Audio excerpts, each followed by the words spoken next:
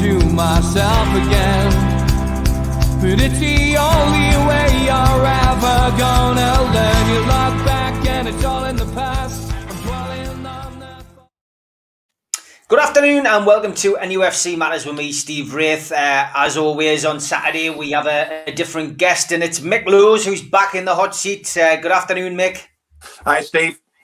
Good to see you, mate. And we're coming to the end of the season now, and we're safe, which is great. I think we knew we were heading towards it last time you were on the show.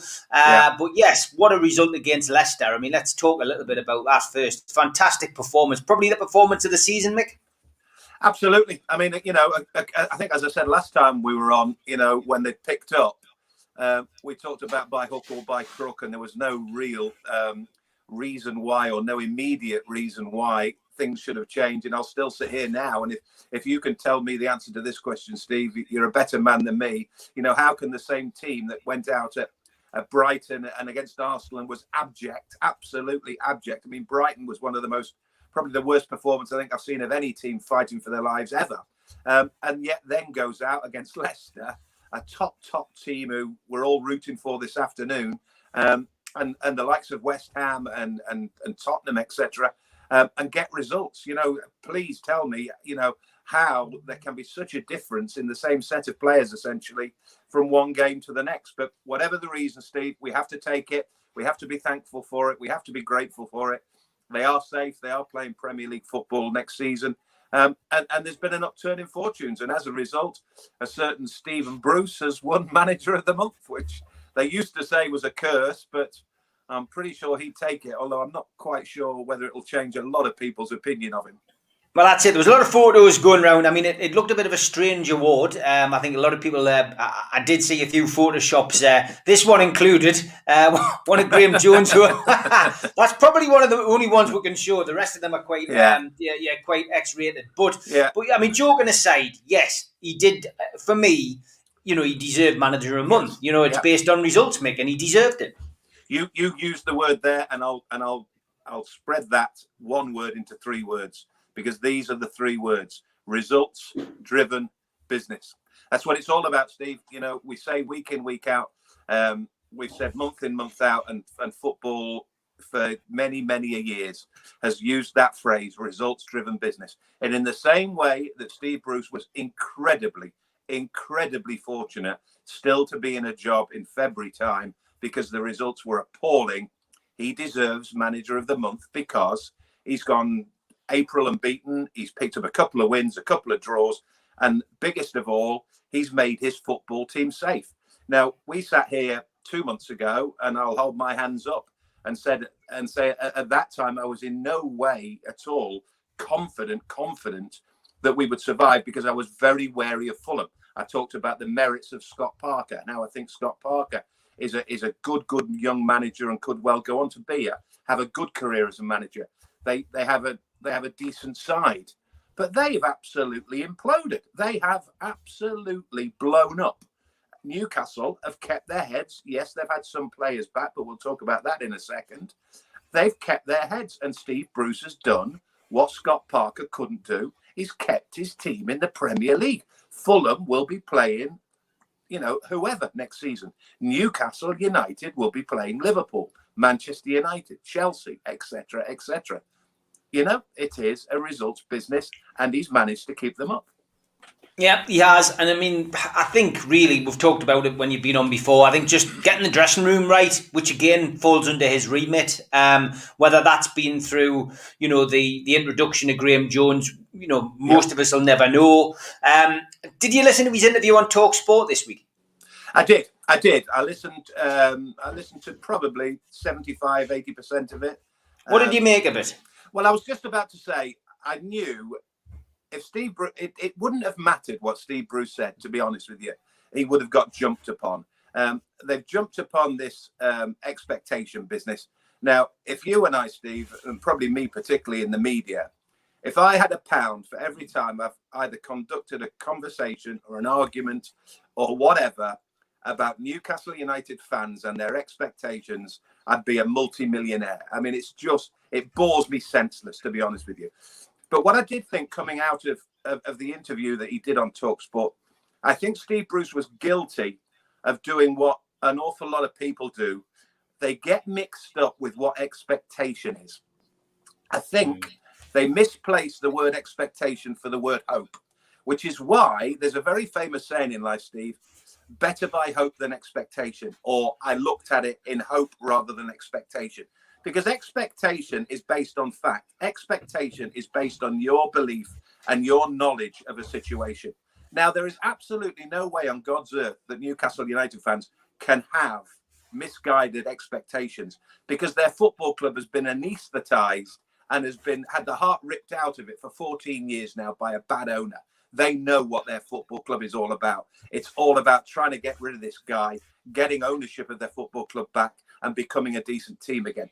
Now, if you misplace that word expectation for hope, then yes, Newcastle fans are probably a little bit misguided or deluded in terms of their hope. But every football fan in the world is, Steve.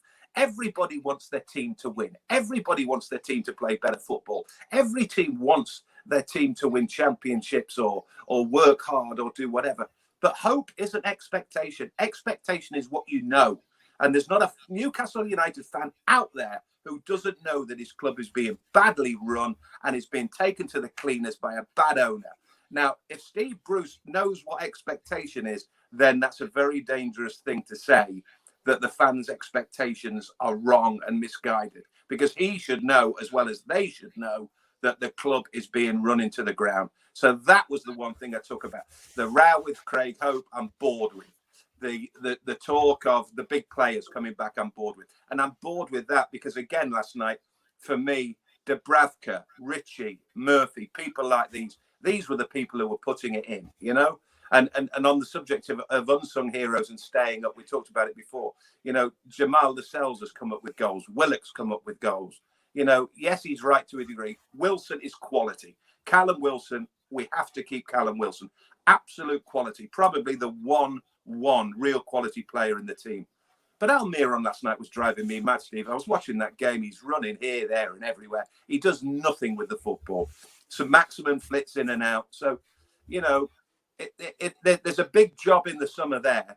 But, you know, I almost found myself waking up this morning thinking, have I been watching the same game? Am I watching the same team? Because in the same way that the criticism was too great once upon a time, now you read some people with the great entertainers, you know, with the counter-attacking kings of the Premier League.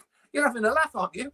They're a team who've kept their head above water and are going to survive. And let's worry about next season in August. You know, getting back to this interview, the years that you spent interviewing managers, players, etc. I'm aware. I worked at the club. You know, there used to be Hazel Greener, then we had Gary Oliver. You know, we've had various incumbents in that role. Mark Hannon's obviously still there, but he's always been like number two. And Graham, you know, now Graham Courtney going back into the day. Graham Courtney. Now we've got Lee Marshall, who's there, who balances a lot of jobs. It has to be said in the way that Mike Ashley has the club at the moment. He's fans liaison officer. He's head of media. So I mean, ultimately, he could help Steve Bruce, you would have thought, wouldn't you? Because I feel that sometimes this season, I feel that Steve Bruce has caused his own issues. He's been in the game such a long time as a player and as a manager. And I just feel the Craig Hope thing, I agree, I'm bored of it. But was there any real reason to answer the question? Would he not have been better off saying to Simon Jordan that day that, you know what, that's in the past now. You know, forget about it. Craig's banned from the ground. So why carry that on? Why continue that? You're better off saying nothing. A lot of the bigger name managers, if you like, your Arsene Wenger's, your Alex Ferguson's, your Jose Mourinho's, would treat any question like that with the disdain that it was deserved of. It's not an important question. I think what it comes back to, Steve, is, and it's a good question you ask, because the logic that you apply is 100% correct. You know, why on earth should a multi-million-pound football club with a very high-profile manager worry about a kid who works for the Daily Mail, regardless of what he says? I think the difference with Newcastle and any other club in the country, and we come back to this time and time again, is the nature of Newcastle United, is the fact that everybody buys into Newcastle United. It's easy to get caught up in the emotions of Newcastle United, and it's also much easier, Steve, for a journalist, and he's a good journalist, Craig, and he knows his stuff, and he's got good contacts. It's easy for him to influence. You know, a lot of all the football clubs around the country wouldn't care about the guy from the Daily Mail or the guy from the Daily Mirror or the guy from the Times or the guy from wherever, because he would have very little influence. You know, some fans would buy newspapers, some wouldn't. Newcastle United and their fans live and breathe Newcastle United. They consume it in whatever way. It's why you do this program. Let's be honest. It's why you do, and it's why there's a demand for this. It's why there were 3 or 4 fanzines back in the day. It's why newspapers go out of their way to splash headlines on their northern editions about Newcastle. They sell newspapers because everybody wants a piece of Newcastle United. So the argument that you put forward, I think you're right. It does apply to probably 18, 19 of the 20 Premier League clubs. It doesn't apply. And Steve Bruce is aware, and Newcastle United are aware, that Craig Hope is doing damage. Journalists can do damage. It might not be Craig. It might be somebody else. Without wanting to blow my own trumpet, I've had managers say to me, I need to be careful with you because people listen to you, and they may have treated me, and this isn't arrogance, they may have treated me slightly differently to they did other radio men. They might have just dismissed other radio broadcasters' questions as, well, I don't have to give him an answer, but they felt duly regarded to maybe give me a better answer. So I know what you're saying, but and it is, as I say, getting to the point of boredom. But I think he hit a nerve, Craig, and I think Steve Bruce felt the need to come out and get involved in a bit of a battle. As it's turned out, you might argue that Steve Bruce has won that. It's not necessarily about the war; it's about who wins the battles. Now, he might have won a few battles along the way, Craig, but the war might just have been won by Steve Bruce by keeping Newcastle in the Premier League. Interesting. Joe, continuing on the media theme, says, Mick, from a journalistic perspective, what do you make of TalkSport's approach? Obviously, that was where Steve was interviewed. Is it clickbait journalism? He says, my response was just to stop listening to TalkSport years ago. Yeah, I mean, I don't really want to get involved because I've worked for rival radio stations, and people might see it as me, being anti-TalkSport because I didn't work for them and they were a rival. There are bits of TalkSport that I quite like. There are other bits, as the questioner said, that are a bit too much. I think just generally what I've found in the last 2 or 3 weeks since results started going for Steve Bruce is that, while the criticism at one point I thought was unfair, I think the level of the number of sycophants and the number of backclappers that have come out for Steve Bruce is probably a wrong number as well. I think we all need to just sit down and, as I said earlier, judge him on results, give him the due regard, as I've said all along, the respect that he's owed because of his standing in the game and the fact that I do genuinely believe he's a decent fella and he's a good fella. But it seems to go from one extreme to the other. You've got Simon Jordan on TalkSport, calling Craig Hope worse than shite, which is completely wrong.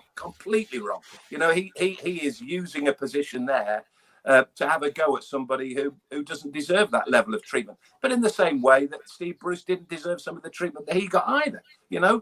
It's football. It all got a little bit too emotional at one point. Whether it settles down, I don't know. We talked about Steve Bruce being manager of the month. There was a fella who was manager of Newcastle United who won manager of the year, won Premier League manager of the year, eclipsed everybody, got Newcastle to 5th. He had no chance. That didn't make a blind bit of difference to his chances of staying at Newcastle United. So, once you're perceived to be a Mike Ashley appointment, Steve, you've got very little chance at Newcastle once the fans turn on you. 100%. Yeah, well said. Billy says, would you like to see some youngsters given a chance in the final 2 games? We've talked about this week on the show. It has to be beneficial, surely, to blood some kids to give them experience for the future. And yeah, I would have.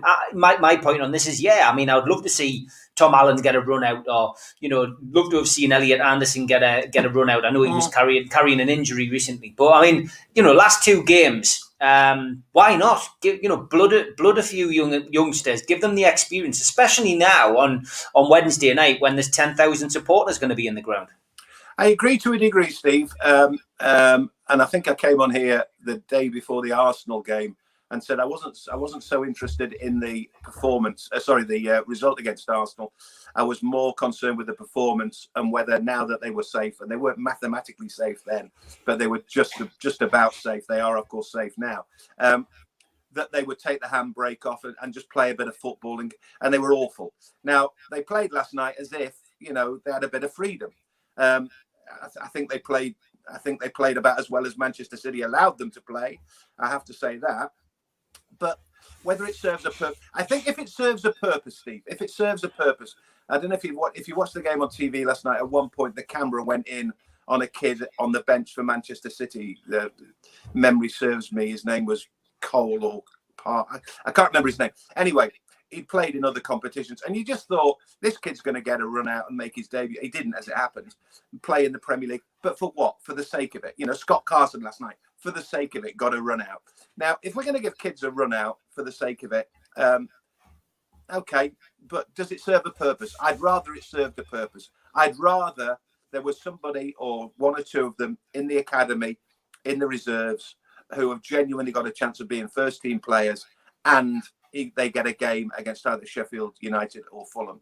Funny enough, I was listening to BBC Newcastle last night, and a caller made a very interesting point about the 2 top scorers in the Championship. We all know who they are, Adam Armstrong and Ivan Toney. And they were both young men on Newcastle's books, Now, I'm not saying in any shape or form in the way that we allowed, the Gazas of this world to get away and thrive elsewhere, that, they're obviously nowhere near that level, but they are scoring 30-odd goals in the Championship, and they were both ex-Newcastle United players.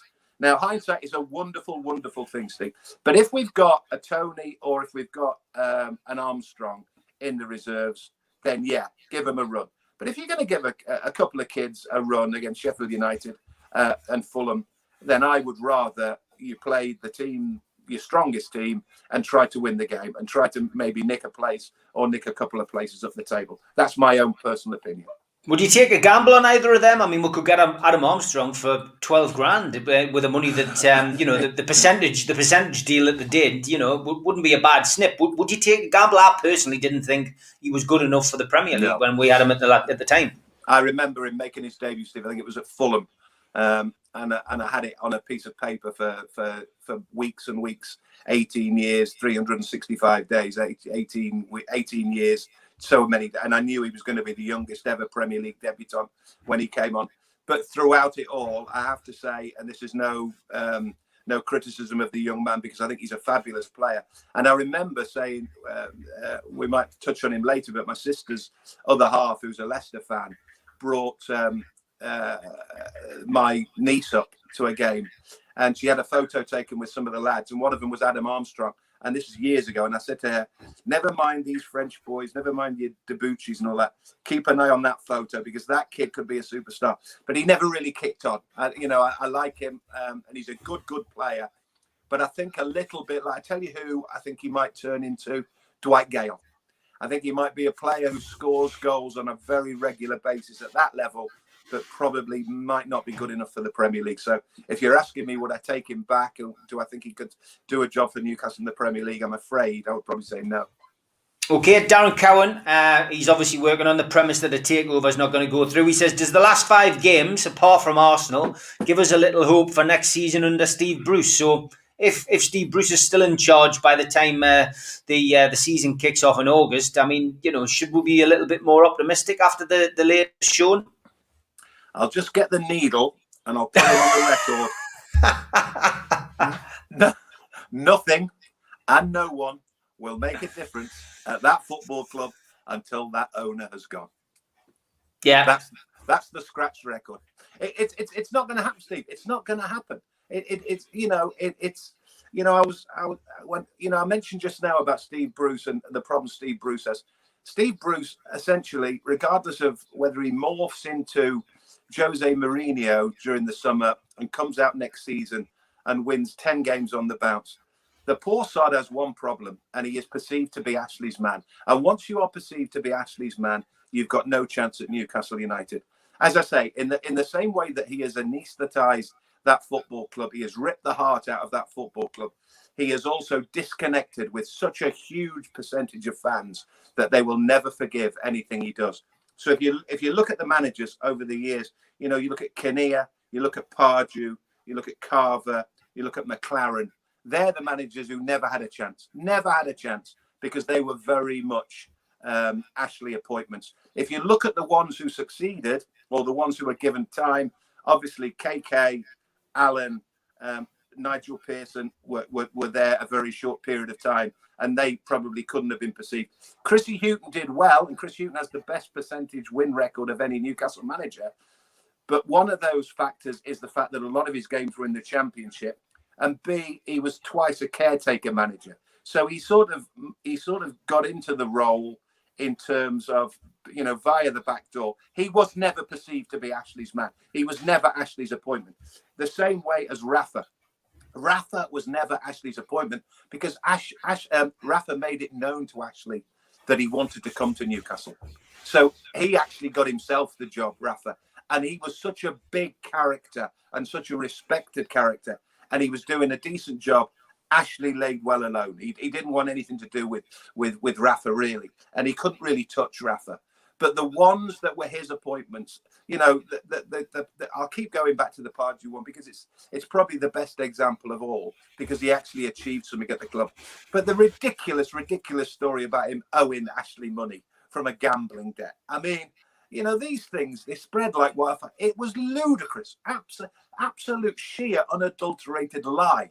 The Cockney Mafia bit, it's ridiculous. It was just the fact that he was an Ashley appointment. John Carver was loved when he was Bobby's number 2. He's a great kid. He loves Newcastle United, but he was seen as Mike Ashley's man. You do not recover from being Ashley's man, and I'm sorry, Steve Bruce will never recover from being Mike Ashley's man. Yeah, I would agree 100% on that. Funko says, if Big Joe can take a penalty like he did yesterday, why can't he put his foot through it in and around the box? He says, we need Shearer to teach these lads what Newcastle need to survive in the league.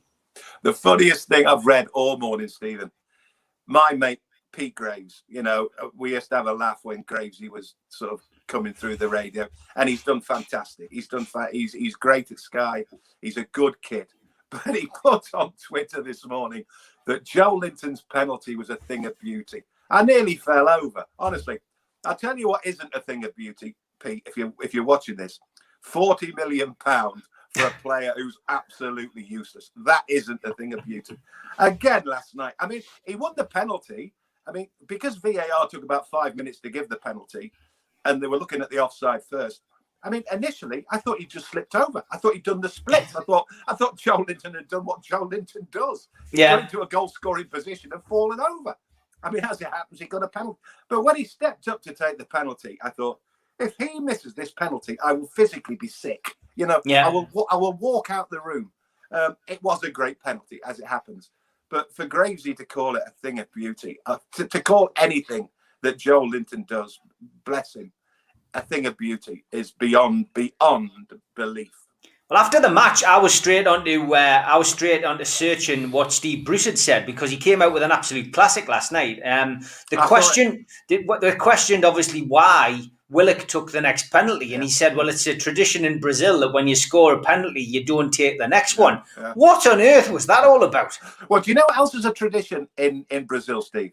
I dread to think that you're a decent footballer. and he's booked that trend. I remember somebody saying to me, I think it was probably the days before social media, somebody said, Fumaca must be the only Brazilian who can't play football. I'm thinking to myself, I know another one now.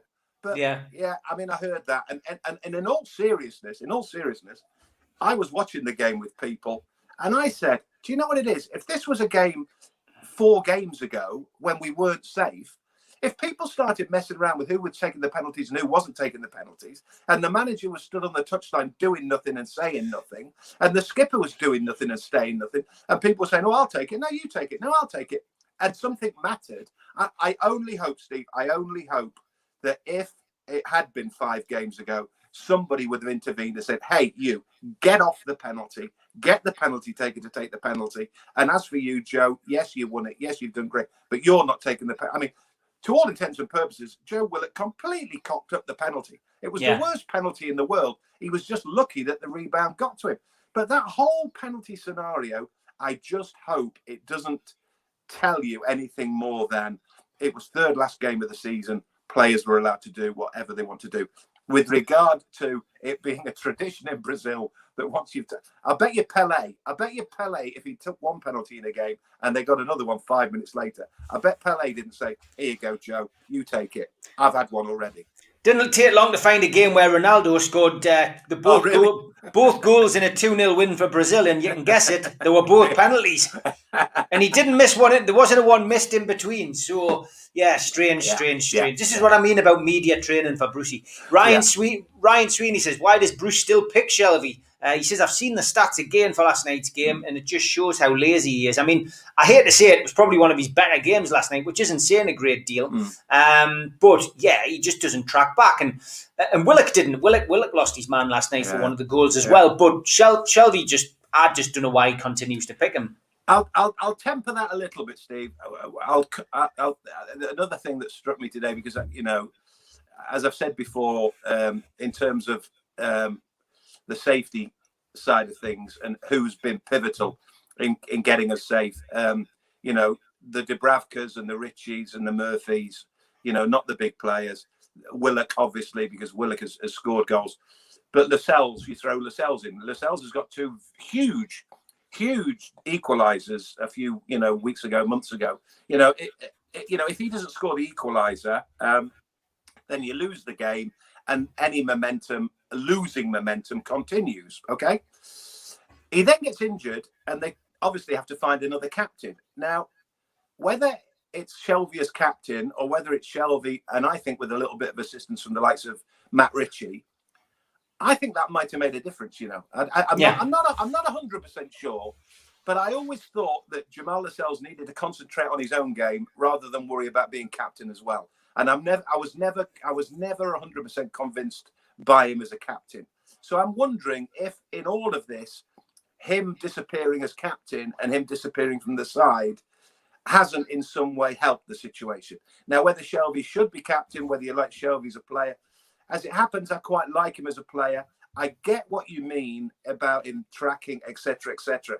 But in a team of 11 players, you're not going to get 11 clones. I hear Ando talk an awful lot about players who appear not to be trying, and said, I played behind Chrissy Waddle for years and years, and Waddler looked like he was treading water half the time. Yeah. But you're not telling me he didn't make a contribution, and you're not telling me he didn't try, and you're not telling me he wasn't running. He just appeared to be lazy. And I think there's an element of that with Shelvey. I think there is an element of that. And I think, let's put it this way, Steve.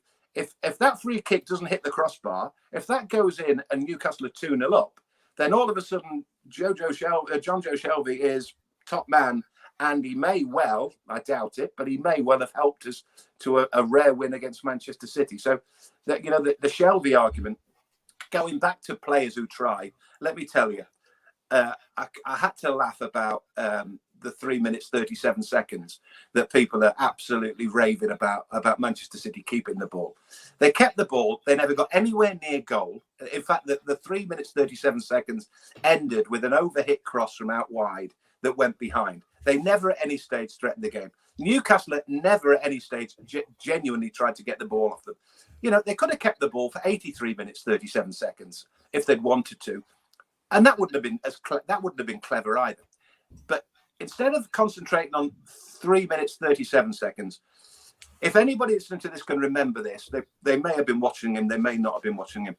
It may have been somewhere between 37 seconds and 1 minute, 37 seconds. But Matt Ritchie, at one point in the second half, found himself in the bottom left-hand corner at the Gallagher. He lost possession of the ball. He chased a fella. He chased another fella. He chased another fella back to halfway. He chased another fella back into centre midfield. The kid was blowing. He chased another fella. Man City had the ball all the time, as they did for much of the game. But this kid kept running and running and running. And in the end, he literally couldn't run anymore. But by that time, Man City's move had broken down and Newcastle had the ball. And I watched that and I thought, instead of talking about 3 minutes, 37 seconds of absolutely meaningless possession football, run the VT of this kid running what must have been about 800 yards across the width, up the touchline, across the width again. Brilliant. Absolutely brilliant, Matt Ritchie. If we're going to be, if we're going to be stuck with this situation for a while longer, whilst, legal action takes place, I would tie Matt Ritchie down. Like I'd offer him a contract and keep him, because you can't bottle stuff like that. You need players like that, and he epitomises what Newcastle fans really want. I know we're talking about 4-3s are great, and you want to win games, and you don't care if as long as there's effort. That guy's got effort. He's just like Ando was when he played. And I'll tell you something as well, Steve. Going back to the aforementioned journalist, this is why at the time I completely agreed with Steve Bruce. This is why I completely agreed with everything he said. And I came on here and I talked about the mole at the training ground and how disgraceful it is. Whoever's doing what they're doing at that training ground is a disgrace to Steve Bruce, is a disgrace to Newcastle United Football Club, because that story got out, and that was a story born, I can bet my life, out of Matt Ritchie in training, having a go at Steve Bruce, because that's the sort of people they are. And as you've just said there, would you not rather have a Matt Ritchie who gets in a fight on the training ground or pokes his finger into the chest of his manager and has a go because clearly something's happened? Yeah. But the man's a proper fella. He's a proper player. So that's why that argument and that spat and that whole episode shouldn't have been allowed to derail the season. That should have been almost held up as, this is how much these people care. They're fighting each other on the training ground. So, going back to Craig Hopens, that was the one he got wrong for me. That was the one that drew attention, not to the disconnect on the training ground, but almost the fact that you've got players and managers who care. Yeah, Gary Milligan's just wanting to know if you keep in touch with Ando. Of course you do. Yeah, absolutely. As much as anyone keeps in touch with Ando, the most mysterious man on the planet. But God bless him. He's still doing his job. He's still, I don't think it's been great for him. I don't think it's been great for anybody really with COVID. But no, he knows what he's talking about. He knows his stuff, and he's doing great stuff. Good stuff. Paul Oxley says he doesn't rate any of our centre halves. He says, who would you like to bring in, Mick? It's a good point, because I was joking earlier about everybody now thinks we're the great entertainers, and everybody thinks we're the great counter-attack inside, and we'll score goals at will on the break. I mean, to be fair, I think somebody mentioned the stat last night. I think we were the first team to put more than 2 on Manchester City all season or something. But again, it was a strange sort of game. But I'm sorry if we think we're going to be, the great counter-attackers and we're going to score goals next season, and if we keep Callum Wilson fit, hopefully we will score goals. We're going to need to stop them at the other end. The keeper's done great since he's come in, but Darlow did well, to be fair, before him. But in terms of the rest of that back four, it's leaky. It's leaky. I mean, Fernandez last night, there were one or two things he did I just didn't understand. There was a miscommunication with the goalkeeper at one point. There was a miscommunication with this, that, and the other. Despite the fact that he scored a decent goal, Kraft, I'm not a great fan of Kraft. Kieran Clark, I've said before, I like, but it's just not a good defensive unit, And as we all know, if you're not scoring goals, which is what Newcastle weren't for a lot of the season, Steve, you're never going to win games, because you're always likely to concede unless you've got an absolutely watertight defence. And we have got far from a watertight defence. So we have to do one or two things. We either have to live with the fact that we'll concede goals and hope we score more, or more appropriately, as was said there, go out and get a couple of decent centre halves. Where you get them from, I don't know. I mean, they always say, don't they, have a look at the teams who were relegated. Have a look at the teams who've just missed out on promotion to the Premier League, because they'll have players who were a little bit sort of like that. I want to stay in the Premier League. I've either missed out going up or I'm missing out next season because we've gone down. So maybe have a look at the Fulhams, the Sheffield Uniteds, the West Broms, and the likes of those in the Championship who've missed out. Yeah, okay. Because basically, Steve, we're not going to attract top players. Of course we're not. We're not going to attract top players. No, definitely not. Bede, he's asking about Joe Willock. He says he thinks Arsenal's going to put £30 million price tag on. And Paul Oxley says, how important is it that we get Willock back next season? He says, my midfield pairing next season would be Willock and Hayden. I've been thinking about this because obviously, he's been such a big player for us. I'm not sure. In my experience, Steve, I don't think a club who's been prepared to let a player go necessarily changes its opinion just because that player scores 4 or 5 goals for a team that was in danger of being relegated and plays at a completely different level to the level that they play at. It's all well and good, saying, oh, Joe Willock's a good player, and he is a good player.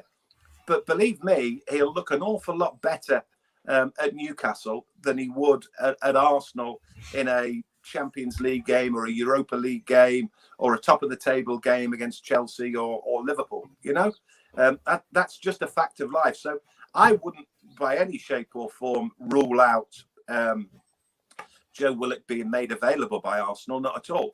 It then boils down to the fact that, do you sign him? Can you sign him?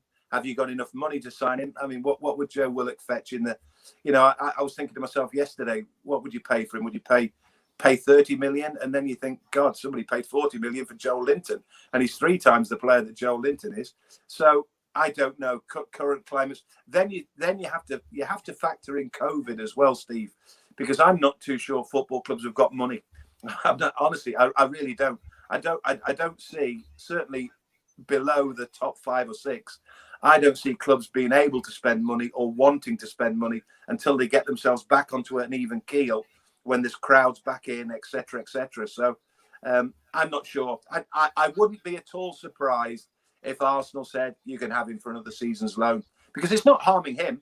It's Newcastle are doing Arsenal a favour because they're developing him as a player. I've no doubt that Arsenal are probably sitting up thinking, oh, I didn't realise he was quite as good as that. Let's give him another 6 months at Newcastle. So I would think if Newcastle pressed and if Newcastle asked nicely enough, Arsenal might say, yeah, you can have him for another season.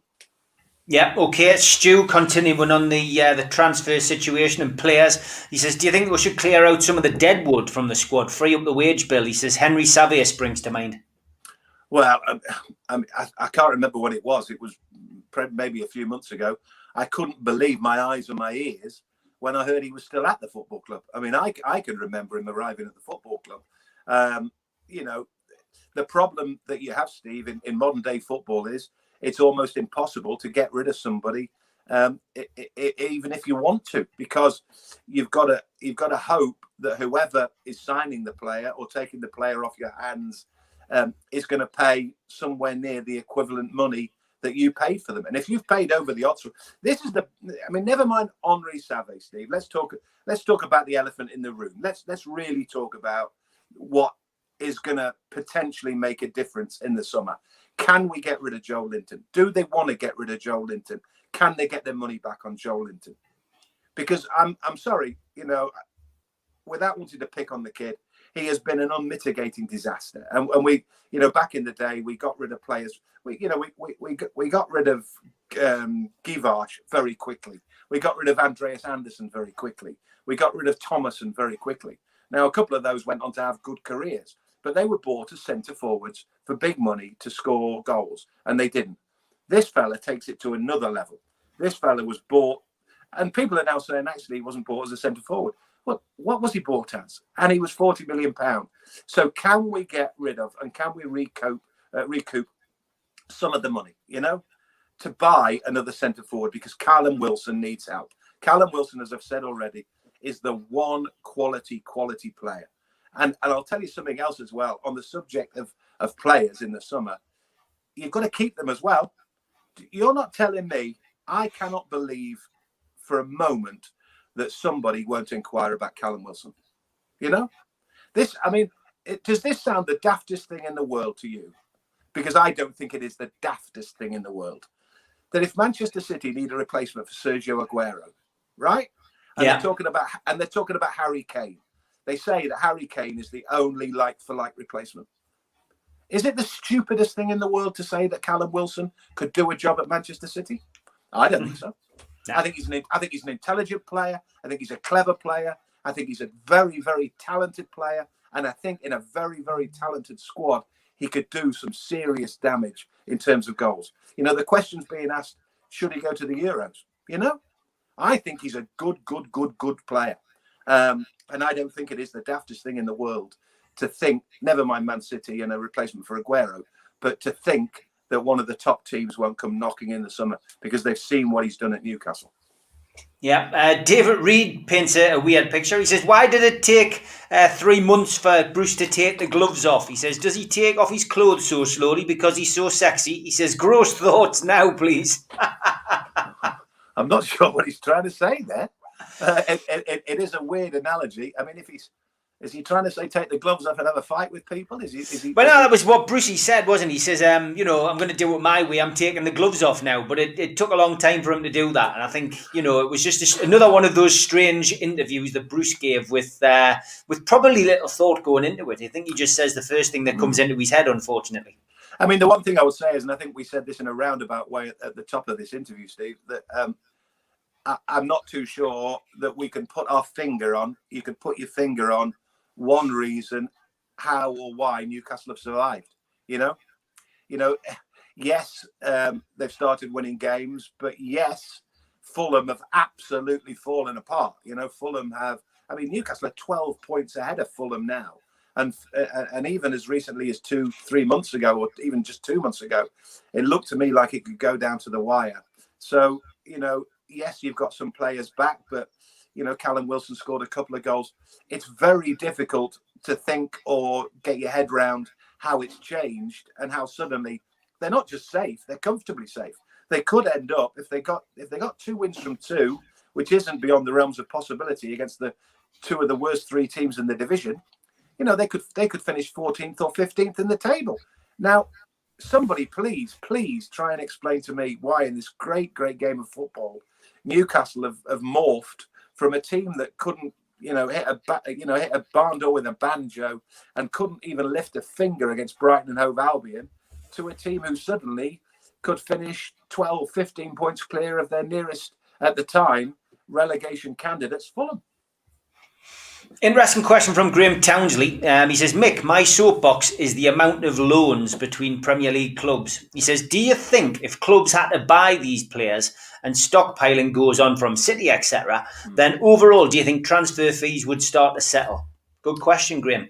Yeah, and I'll tell you what's interesting in that is you can put a little bracket in there.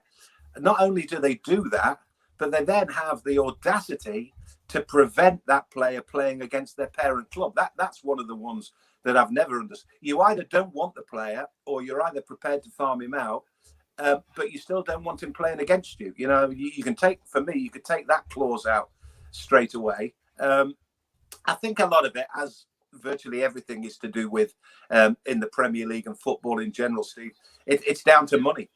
You try loaning a player out on the money that they're on at a Premier League club to any other division, any other team in the world. Impossible. Which is why, invariably, if they don't pay 30%, they pay 50%. If they don't pay 50%, they pay 90%. And on some occasions, the parent club actually pay the entire wages of the player that's gone on loan to the other Premier League club. Now, again, in terms of competitiveness, how does that work? I agree. It's a huge grey area, and one which probably needs sorting. But money dictates, money talks. It's the richest league, and we talked about it when we were talking about the Super League and why I couldn't really get my head around why these English teams wanted to follow the Spaniards and the Italians and the French into some sort of European Super League. They've got it good here. They are absolutely creaming it in the Premier League. So why jeopardize that by going into a European Super League? And in terms of the loans, it's just back scratching. It's just everybody looking after everybody else. Yeah, sad but true. Andrew Malloy says, what should we do with Woodman? If Swansea go up, I'd like to see him stay there for a year in the Premier League. If not, I would bring him back as number 2. What's your thoughts, Mick?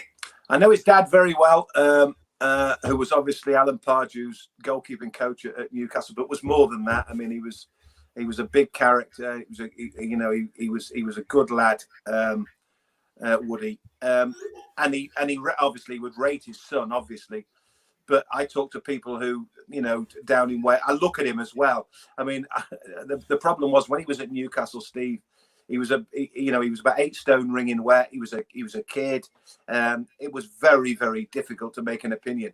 But what he's done is he's worked, and that's come from his father was a goalkeeper. I remember his father at Crystal Palace. He comes from, the right school in terms of he knows football. He knows how football works. He knows what hard work will get you because, never mind the 10 outfield players, goalkeepers have to work incredibly hard. They have to work on their own. They have goalkeeping coaches now, but it's a lonely position.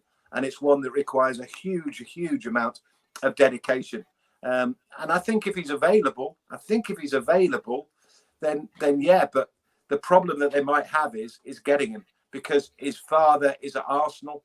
And his father will probably be pushing to take him to Arsenal. Whether that's too big a step at the moment, I don't know.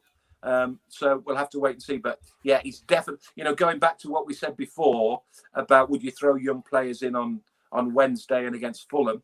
If you had a young Woodman at the club, you might be tempted to do something like that because A, it keeps him happy, and B, it's a means to an end. So yeah, I think long term, he's probably going to be too big a player. Billy asks, if Leicester win the cup today, he says they'll be the first Midlands club to win it for 34 years. North East haven't won it for 48 years. Why do you think these hotbeds of football have been so unsuccessful cup-wise? We've been to a lot of cup finals between Newcastle and Sunderland. Well, I mean, regardless of geography, Steve, the problem is that trophies in football these days have been divvied out, and they have been divvied out for the past 20, 25 years. Amongst the big six, yes, you've had the odd one or two, Wigan, etc., have booked the trend, but essentially it's not about geography. It's about who's got the money. It's about who are the big clubs. Who's winning trophies. What I would say, and we talked about this briefly before we came on air, I think it is huge. I think it is hugely important for football for Leicester City to win the FA Cup today. I think that they're a club with fantastic owners.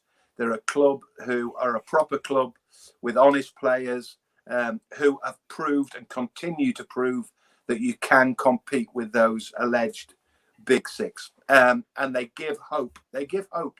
They give hope to Newcastle United.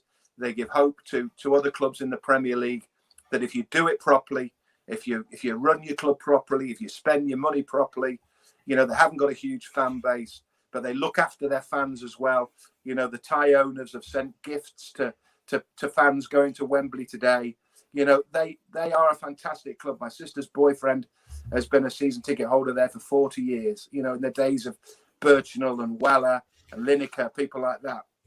He said he'd never thought he'd see the day, but he is so proud of these owners. This family from Thailand who've just come in and absolutely revolutionised that football club and treated the fans with respect, treated the fans with real courtesy, and have had it back in absolute bagfuls as well. And it's a fantastic. You go to Leicester these days. I've been as a fan and I've been as a journalist. They treat you properly as well. It's a fantastic story, Leicester. I've got no axe to grind with Chelsea, but Chelsea are the epitome of the other side of the coin, aren't they? And I think for Leicester to win the cup final today, every neutral, every proper football fan in the country, I'm sorry, Chelsea fans, should want Leicester to win that today because it would be a great story. Nobody's lost more cup finals. We think we did badly in 98, 99, etc. And, 74, but, forget the halcyon days of the 50s. Leicester are also trying to put a memory and bad memories to bed of Wembley, and hopefully they will do. I think it could be a good story today. Fans are back in the ground on Wednesday at Yeah. St James's Park. I've got a ticket. Doesn't seem there was much clamour for them. There was only 10,000 tickets. I think 23,000 people eligible to apply. All of us got our tickets, and then they went on to a public lottery. So not a clamour to go. A lot of that will be down to COVID, I would imagine, but there'll be some people who won't want to go because of the football that's been dished up, and certainly won't want to see Sheffield United potentially grab a double against us this season and then go down, which of course Newcastle's made a habit of that over the years. But it'll be good to go back. It's not going to be football as we know it.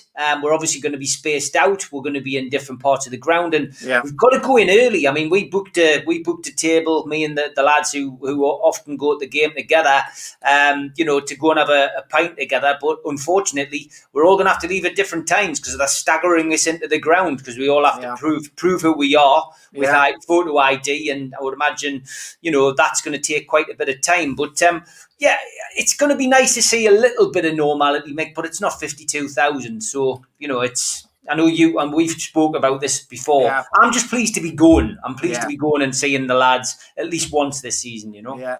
I mean, it is all very strange. I mean, I don't want to bore people, but an interesting story going back to my sister's other half. And, he's a great lad. He's a Leicester fan.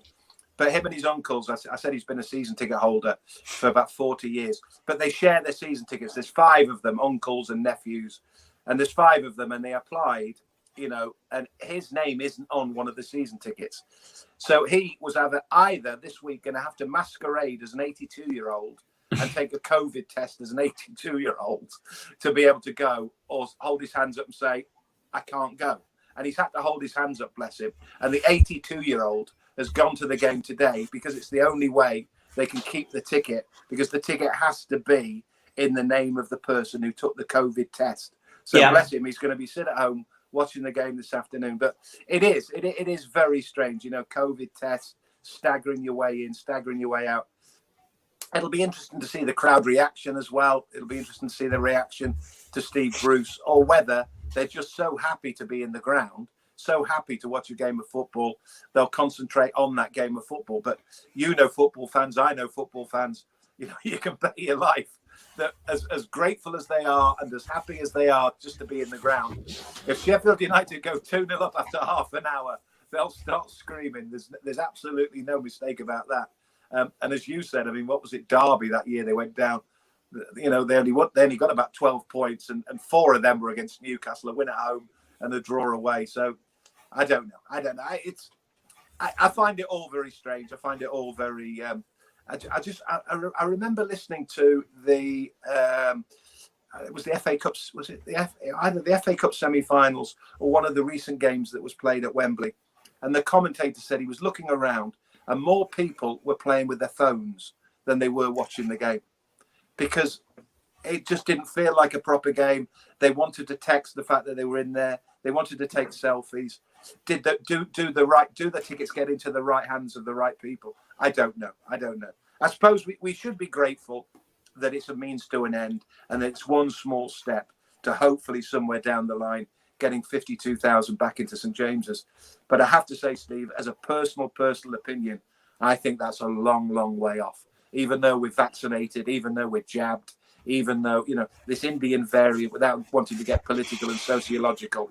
Yeah. 52,000 in St James's for me is a long, long way off yet.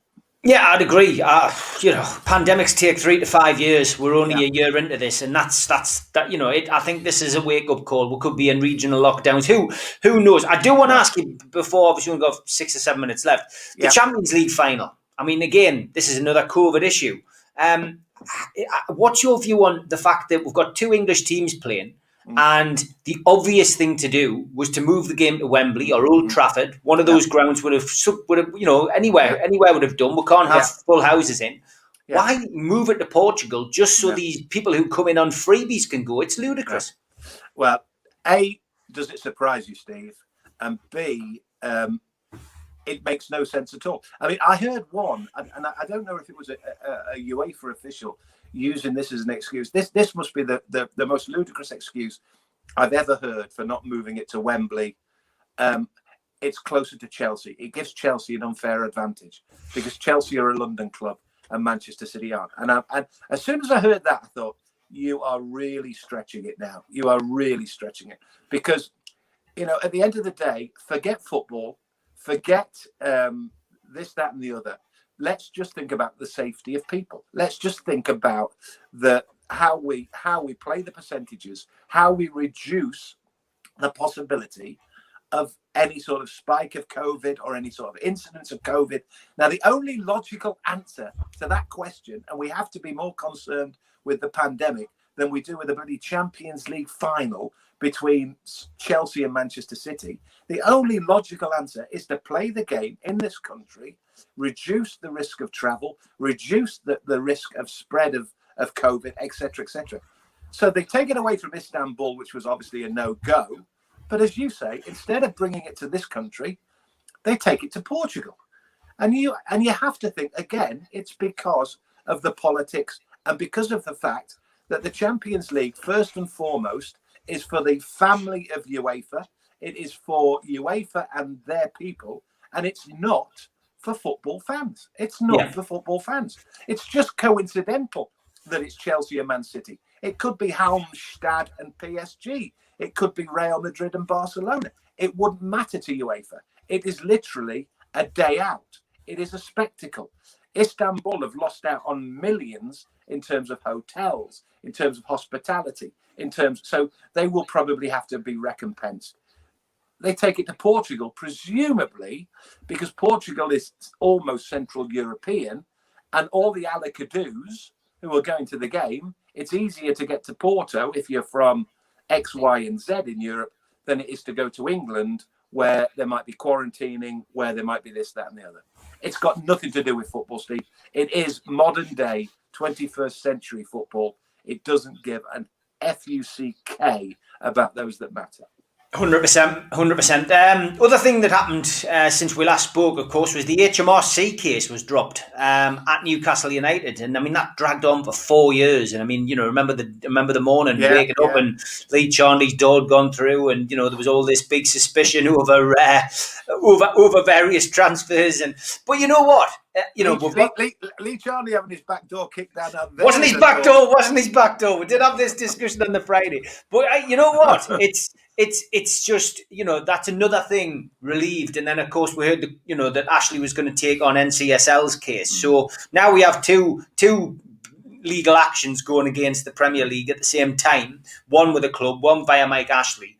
It felt as if we built up a bit of momentum on the takeover front again in a lot of ways. I think. Whatever it takes, Steve. Whatever it takes. Whatever helping hand. Whatever. We are just grateful. We are grateful. With a bit of luck, it'll make a difference. With a bit of luck, the removal of the HMRC situation will attract, and it has to. If you think about it, it has to attract potential owners. If you're out there and you're thinking, you know what it is, I just fancy a bit of Newcastle United. Then all of a sudden, the financial advisor turns around and says, "Well, they're in the middle of a right spat with HMRC." You go, "Okay, not touching it." Get rid of that barrier. But what it needs more than anything, and maybe the HMRC situation does help this, it needs that man who came out with that absolutely bizarre statement about dark forces being at work.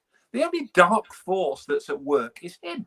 The only dark force overshadowing Newcastle United, and has been for 14 years, is Mike Ashley. If you want rid, mate, go. If you want out of football, if you want out of Newcastle United, just do it. Don't want you to lose millions, don't necessarily want you to sell it at a pittance, but please just go out there, be honest, and say, I want rid of the football club.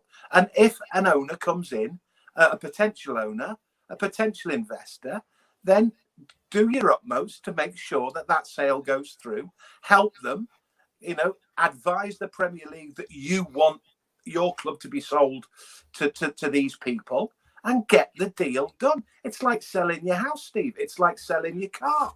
If you want to sell it to somebody, then it doesn't matter what the authorities, what DVLC say or the estate agents say. If you want to sell it to somebody, you can sell it to somebody. So get rid in the summer. Have a sit down, Mike. Have a think about it and just get rid of Newcastle United. Make your life easier and, more importantly, make the lives of thousands and thousands of Newcastle's fans an awful lot easier. Well said, mate. Well said. Big shout out to our sponsors for the show, Spider VPN, for all your internet security. Just Google the lads. They're at the top of the search engine. And to skipsandbins.com, telephone 0800 25 45 25 3. Email enquiries at skipsandbins.com. Website www.skipsandbins.com. Easy contract, free and pay as you go. Waste collection. And of course, last night you named the bee Sir Bobby, which I thought was very good and an apt name. I know Scott was very happy when he heard what all the people in the chat had voted on. And big shout out to qtechshop.co.uk, the makers of pool tables and snooker tables in Wallsend, Newcastle, and a Jab signature. As always, subscribe to the channel, hit the Newcastle Legends logo down in the bottom right hand corner, and that's it. Hit the thumbs up to like the video and click share the video onto your social media. Big thank you to you, Mick, once again, and hopefully get you back on for an end of season review in a couple of weeks. Well, let me tell you, 2 weeks time, at this very moment, I'll be in Newcastle. So I'm up. Wow. I'm up from the 28th to the 30th. I can get into hotels, I can get on trains, and I need to get back to God's country. So I'm up for the weekend. So why don't we do it that weekend? Brilliant. Me and you sat in a studio, and then we can say thank you to everybody, and people can buy me a beer the weekend of the 28th to the 30th. That sounds like a good idea. Let's do that. That's a date. And come on, Leicester. Come on, Leicester. Come on, Leicester. Enjoy the cup final, mate. Great to see you. And See you in a couple of weeks. Take care, mate. Bye. Bye.